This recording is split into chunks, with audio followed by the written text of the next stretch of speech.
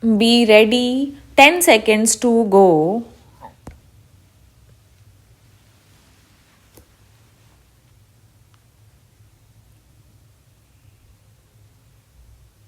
Start.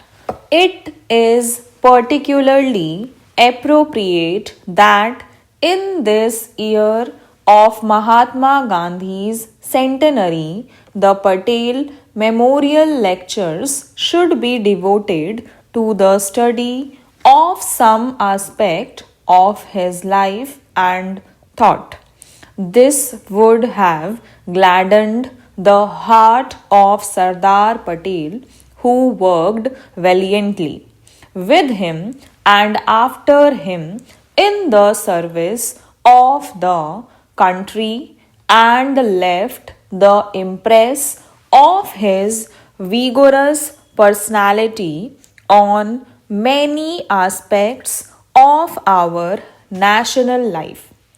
Gandhi has made a unique impact on the mind and heart of his age, although many of the values which he deeply cherished were at a great discount in the world.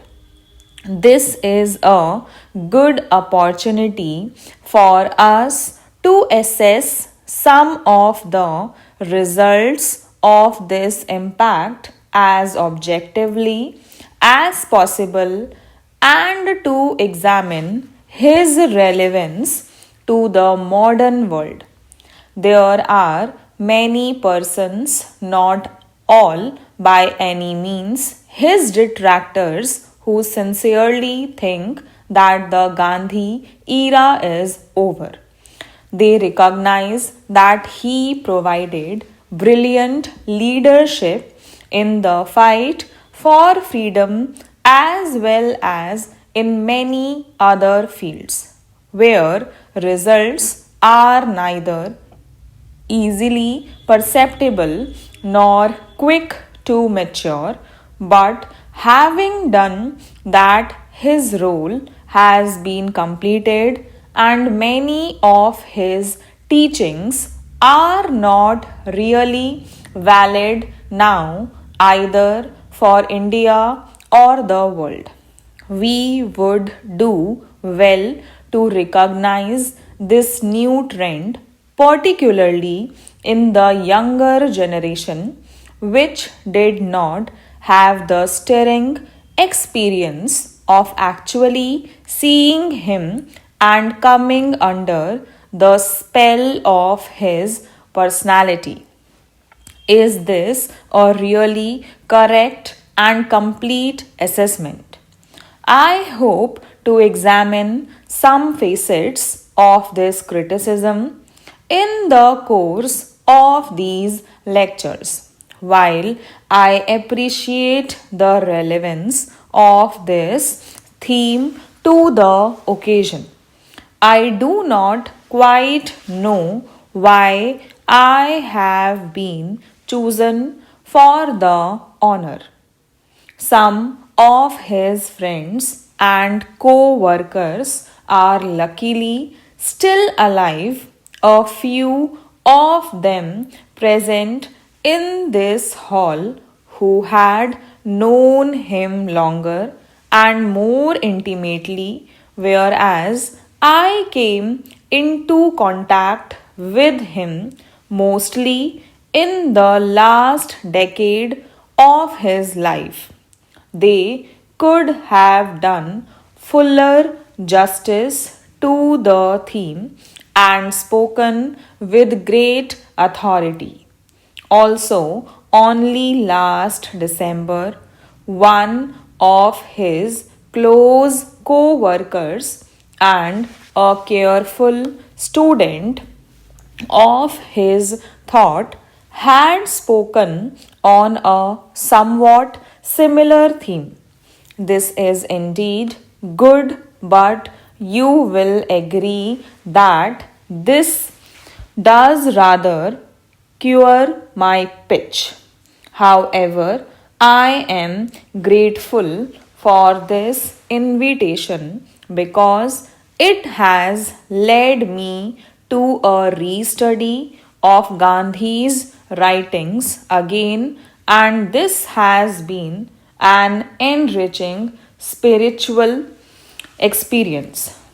During the last 50 years, so much has been spoken and written about him, and he has himself written so much about his ideas, his values, and the course of his spiritual growth that it is difficult to find something original to say about him. Original ways of doing so, yes, original interpretation of his ideas, possibly, but originality of content, hardly, unless, of course, like Arthur, who has the dubious gift of being able to see darkness at noon. One set out to prove that India would have been a better and healthier country if Gandhi had not existed. However, having been offered the challenge of this responsibility and having accepted it in a moment of mental lucidity, I shall endeavor to do my best. As you know, my first lecture is entitled The Lovable Personality of Gandhi.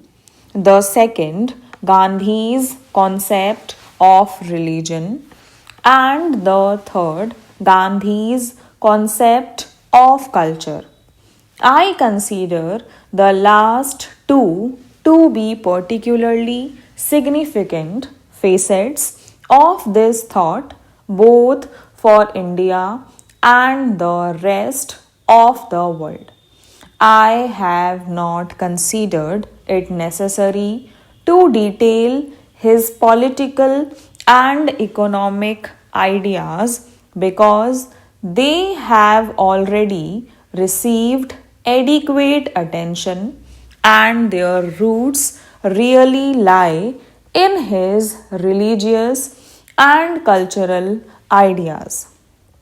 The best commentary on Gandhi's provided by Gandhiji himself, and therefore I have preferred to rely mainly on his writings and speeches and made them the starting point of my thinking, particularly his deeply moving autobiography, My Experiments with Truth, which provides an authentic account of his checkered unfolding, told with a courage, simplicity, and frankness rare in such documents of personal history.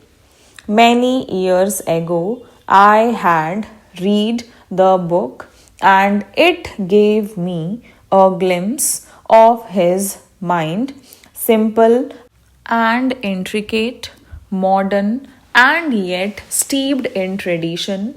Some months ago, when I was in Canada, I happened to read it again and it opened new vistas which I had missed at the first reading. Perhaps this is true to all great books. They do not yield their full treasures without the labor of thought and some assimilated experience of life. In the very introduction to the book, he has set the mood needed for its understanding. It is not my purpose to attempt a real autobiography. I simply want to tell the story of my numerous experiments with truth and as my life consisted of nothing but these experiments. It is true that the story will take the shape of an autobiography. I believe, or at any rate, flatter myself with the belief that a connected account of all these experiments will not be without benefit to the reader living in any part of the world. Stop